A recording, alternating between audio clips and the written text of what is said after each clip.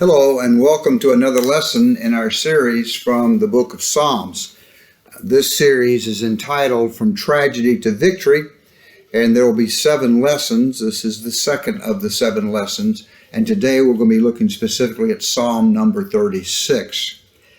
As I mentioned before in our first lesson on the Psalms technically are 150 poems or songs collected together. Some of them are prayers, and some of them are songs of praise. They're written over about 1,000 years by many different authors. They were collected during the time of Ezra, we believe, and put together in a songbook that we call the Book of Psalms. Many of the Psalms, not all of them, but many of the Psalms have a superscription, and that superscription will tell us something about who wrote the psalm maybe, or under what circumstances it was written, or the purpose for which it was written. In the psalm we're looking at today, Psalm 36, the superscription reads, "To the chief musician, a psalm of David, the servant of the Lord." And the word Lord is spelled in all capitals, so we can translate that, the servant of Yahweh. This is the same superscription that is written on Psalm 18.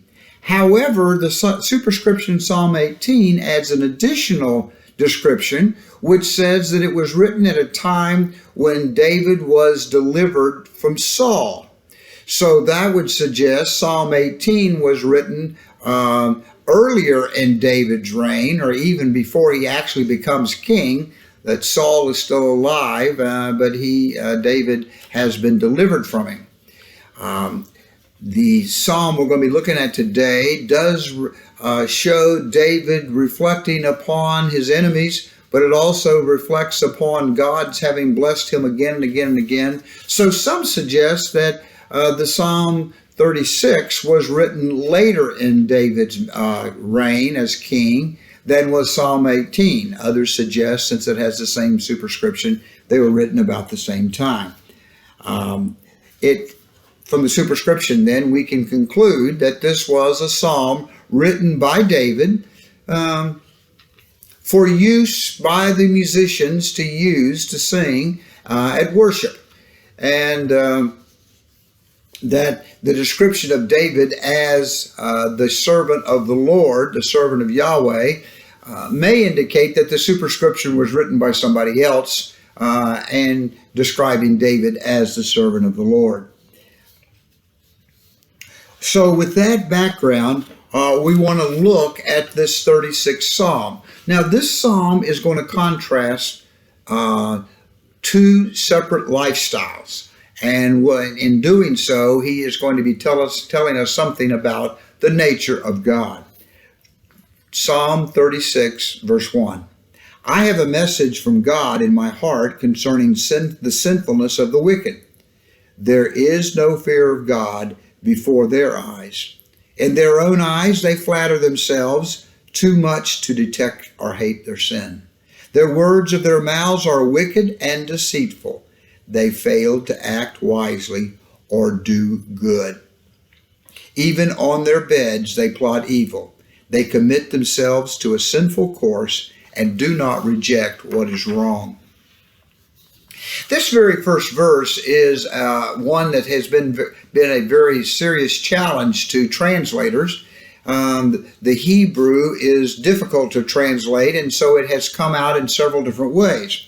I read to you how the NIV translated it, and that is, "I have a message from God in my heart concerning the sinfulness of the wicked." The footnote in the NIV, though, translates the verse this way: "A message from God. The transgressions of the wicked resides in their hearts." The New Revised Standard Version translates it, "Transgression speaks to the wicked in the depths of their hearts." The King James translates it, "The transgression of the wicked saith within my heart." So now if you've listened to that carefully, you can see there's differences as to whose heart we're talking about. And so the NIV is not a literal translation. The literal translation is this: oracle of rebellion to the wicked in the midst of my heart. Now, that's the literal translation of the Hebrew words. So the NIV has taken it and more or less paraphrased it, and the way the NIV reads it and the way we will proceed with it is, I have a message from God. You see, the word oracle means a message from God. Sometimes we refer to the messenger as the oracle, but the message is originating with God.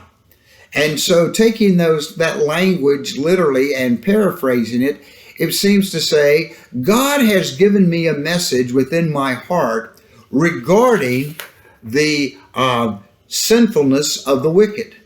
In other words, God's given me some understanding, and now the psalmist is saying, I want to share that with you. I want to share that with you. The second part of that first verse basically describes what that wickedness is.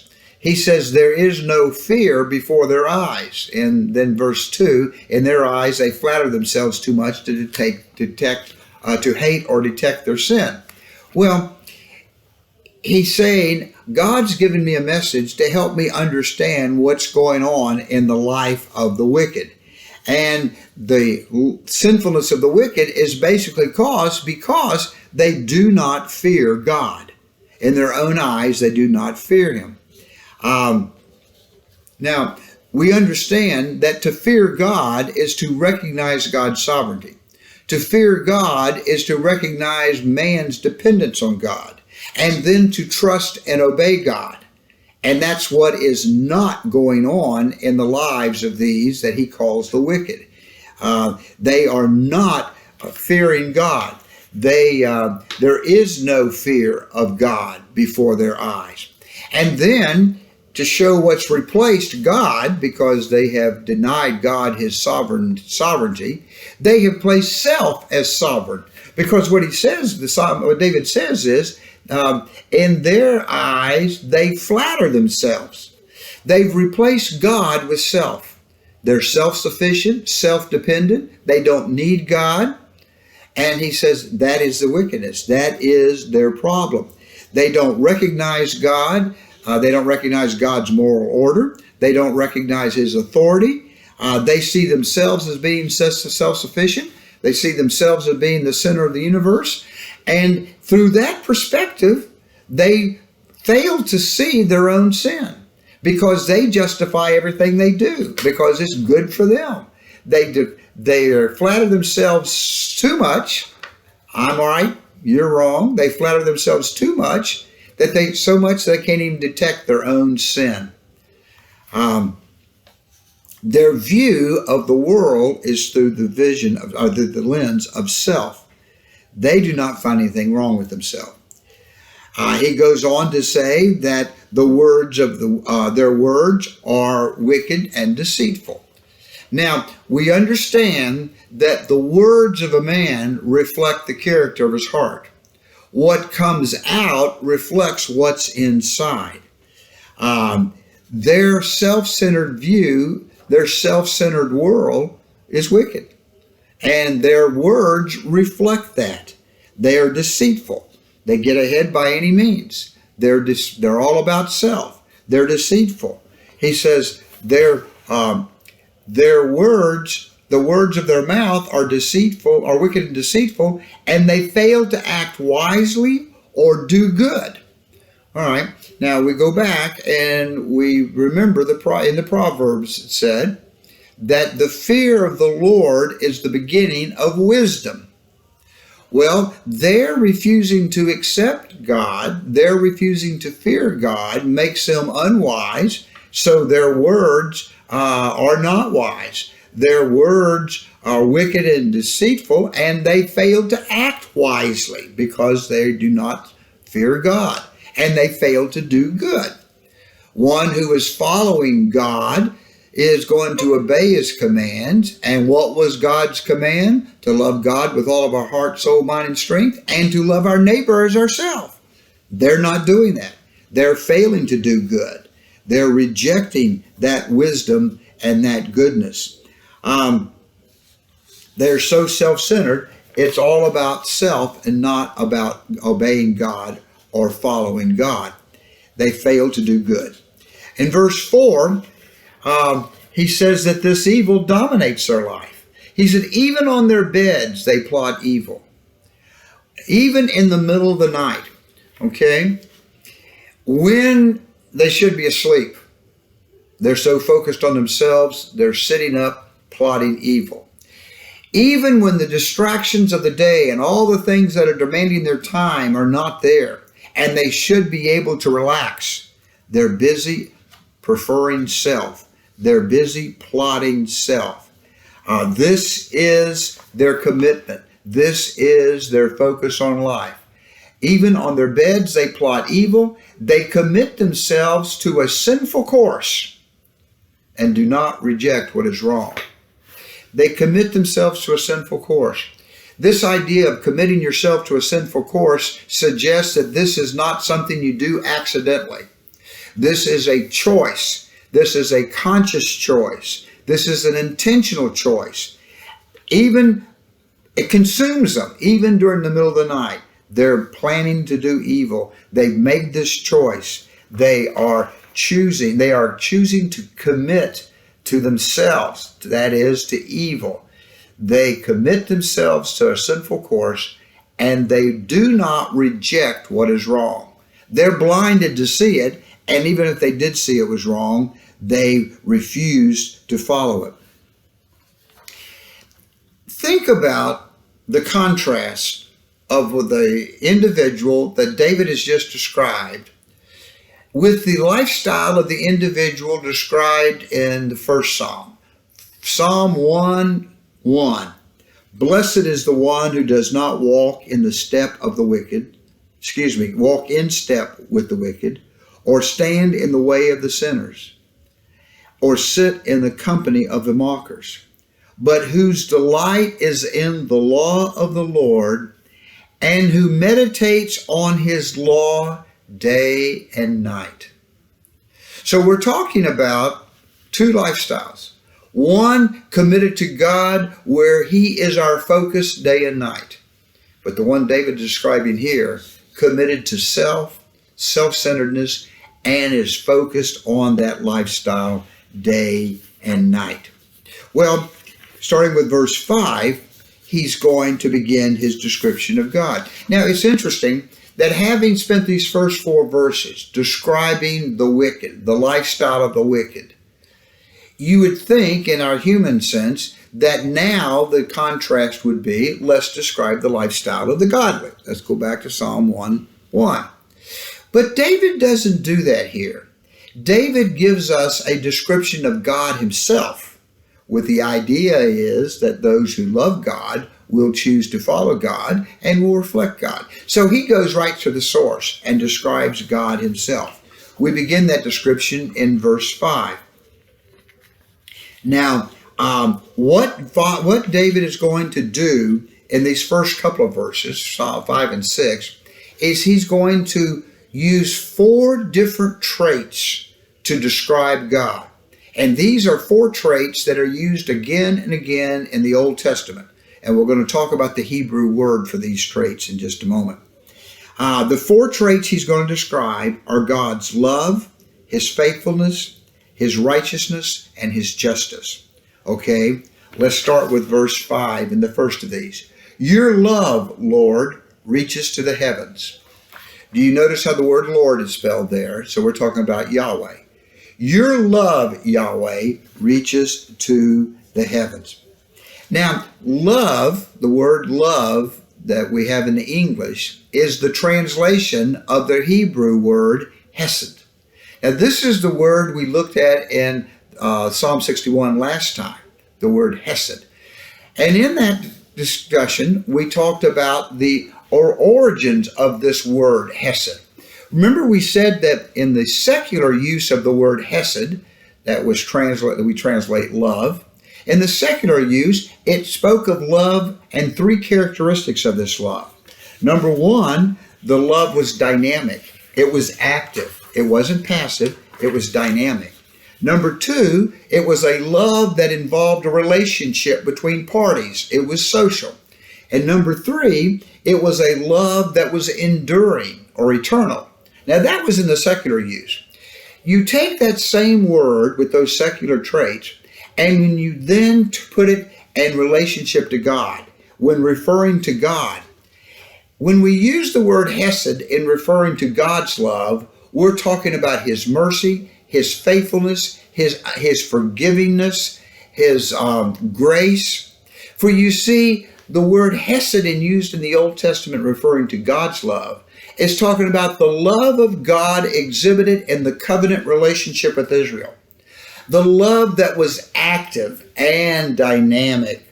The love that was eternal for Israel. The love that motivated God to keep extending Himself to Israel, even when Israel turned their back on Him.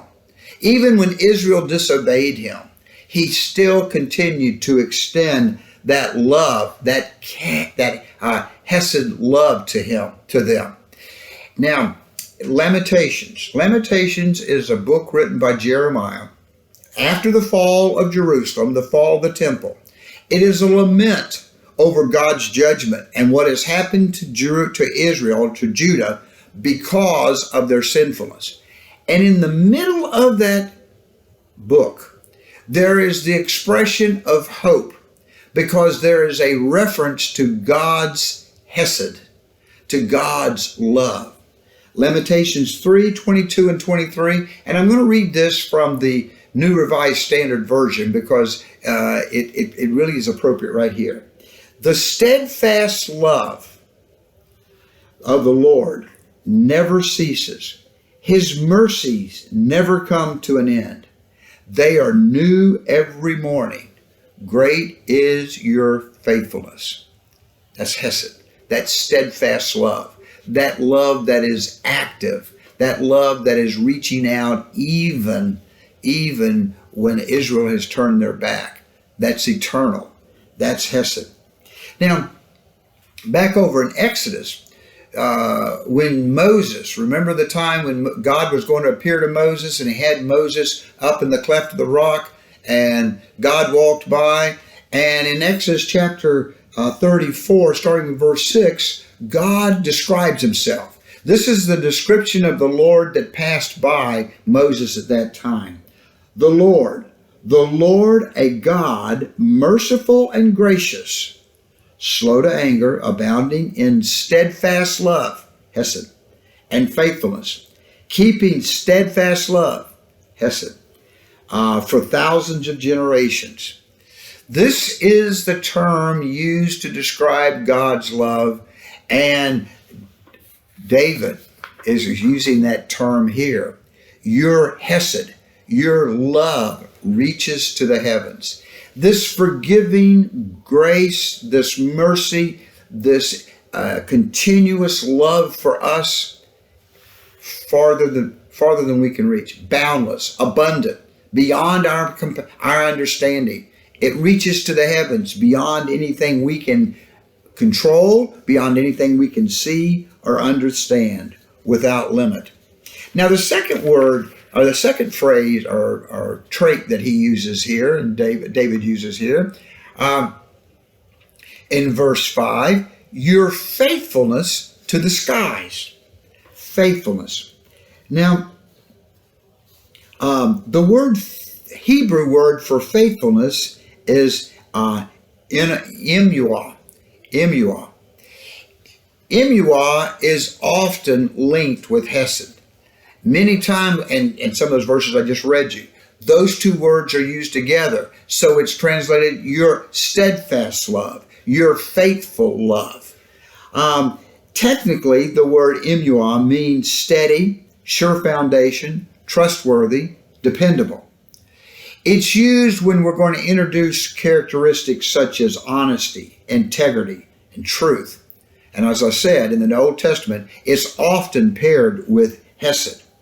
That Lamentations passage I read for you, the steadfast love that was emuah and hesed together.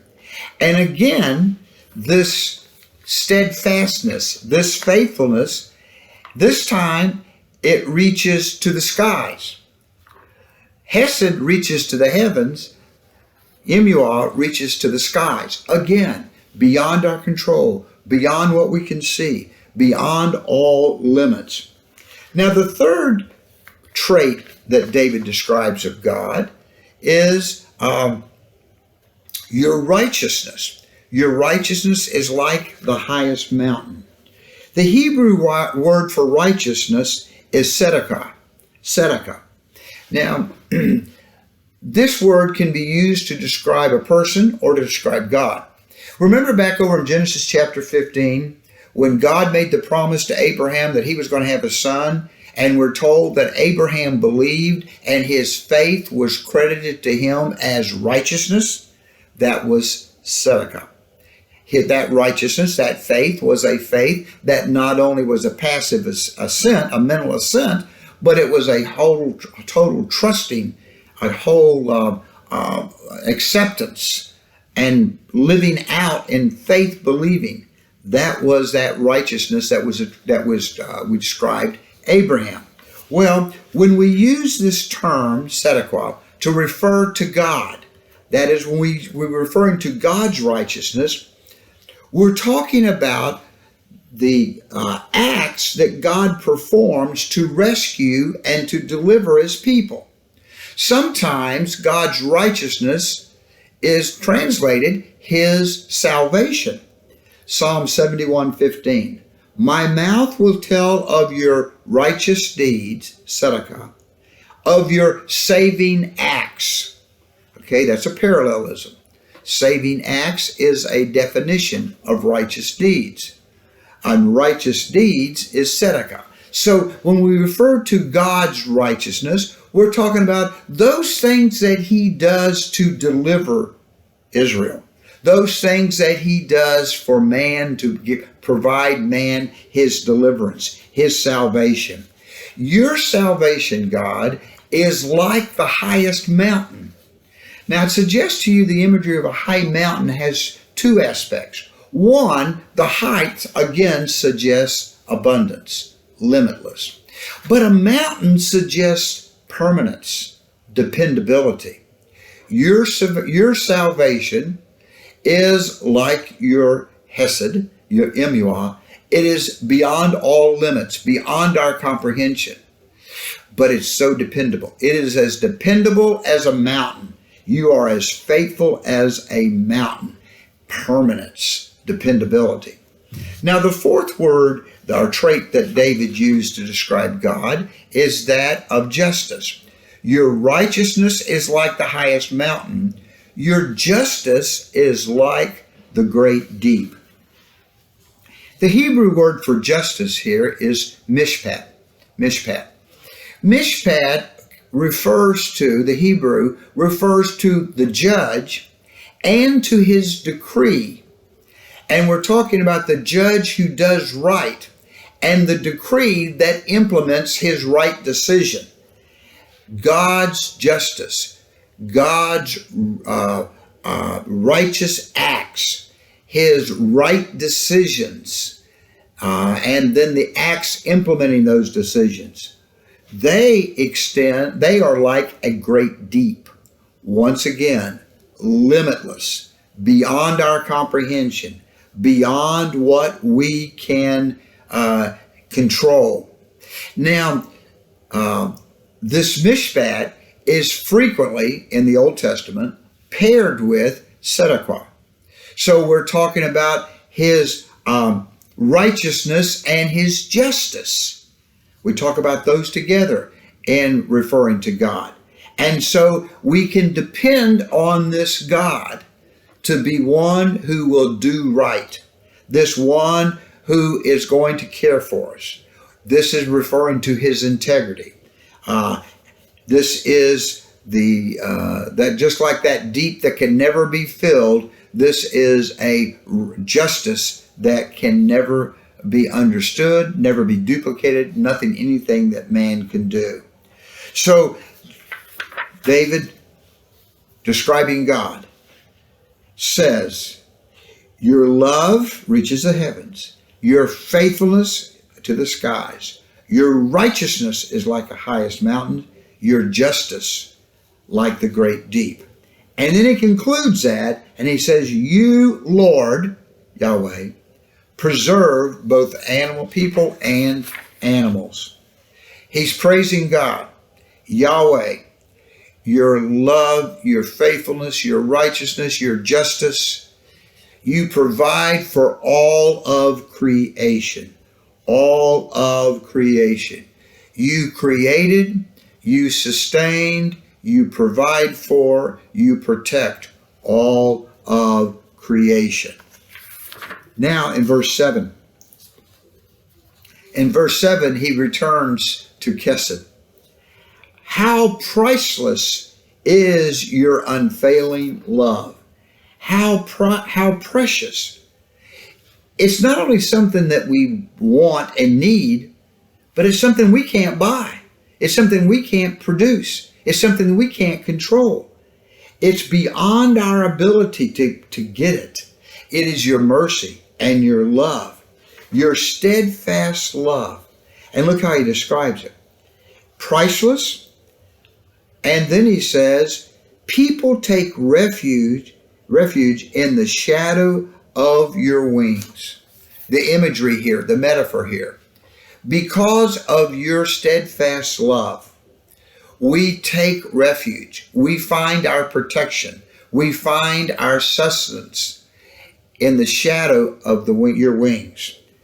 Two potential explanations, like in verse 61. It can be referring to the young bird that is hidden and protected and provided for by the mother, by the mother's spreading of her wings to protect and care for her young. But the other imagery, like in Psalm 61, can refer to God's presence. God's presence to Israel was manifested physically on the top of the Ark of the Covenant, beneath the spread wings of the two cherubim that were constructed on top of that covenant with their wings extending to each other. Right beneath those wings on the top of that mercy seat was considered to be the physical residence of God. And remember, David had pitched the tent in the middle of Jerusalem and had brought the Ark of the Covenant and placed it in the tent, replaced the tabernacle, and that was where God lived. And so David can be read to be saying here, because you're of an unfailing love, people take refuge in your very presence, under your wings, whether at the Ark of the Covenant or like a bird being protected by the mother hen.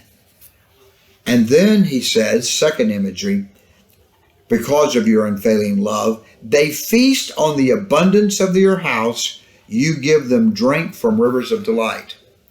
Their physical needs are met, but they're not just met.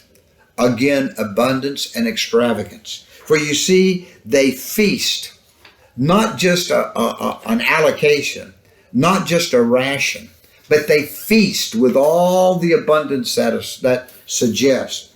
The abundance of your house. And the idea of feasting is talking about the finest of foods. And then he says they drink from the river, a river suggesting again abundance, more than you would ever need. And the river of delights, again, fine beverage.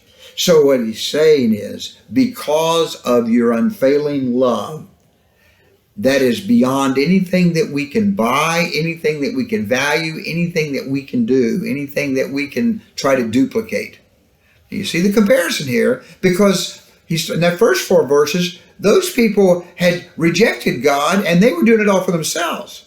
But he's saying here, because of your love for us, we take refuge in your midst, under your wings, and you provide for us a feast from your house and drink from the river of delights. And then he says, for with you is the fountain of life. In your life we see. With you, you are our source. For the people in verses 1 through 4, they were their own source. He says, you are our source. the fountain of life. Think first of all about a fountain. A fountain is the source. You talk about the fountain of youth. That's the source of youth everybody was searching for. Here you are the fountain. You are the source of life. And when we're talking about life, yes, creator, human life, but we're also talking about life in the terms of relationship with God. You are the fountain of life. In your light, we see light. You're not only the fountain, the source of life, but you are the light that is the source of light. Now, think about with me in these terms. Darkness is the absence of light. Okay? If you have even a little light, it begins to dispel darkness. Darkness is the absence of light. God's light breaks that darkness. We're in darkness. God's light breaks that darkness and gives us light. He is the source of our light, our understanding. And remember, we talked about that His Word is a lamp unto our feet and a light unto our path. It is His Word, His light, that is the source of our light. It is His light that is the source of our understanding. So this is the contrast He has made. This is the contrast between the one who lives self-centered, self-sufficient, evil, wicked, flatter themselves by thinking that they know it all. And He says, yet they can't even see their own sin. Contrast that now with God. His love, His faithfulness, His righteousness, His justice, and He is the source of what we have. He is the creator. He is our source, and we are dependent upon Him. That's the contrast. The lifestyle of the one dependent upon God, who will then reflect these traits, as compared with the one who is self-centered, living for self. David then closes the psalm with a prayer. And here's the prayer. Continue your chesed. Continue your love to those who know you. Those who know you are the ones who have recognized His sovereignty, the ones who are in relationship with Him, the one who are dependent upon Him, the one who are worshiping Him, the ones who are keeping His command. And again, what was the command? Love the Lord with all your heart and your neighbor as yourself. Continue your love to those who know you. Continue your righteousness to those who are upright in heart. The upright in heart are the ones who are obedient to God. They are righteous as He is righteous.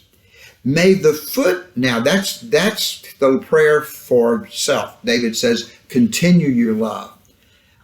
Continue your righteousness.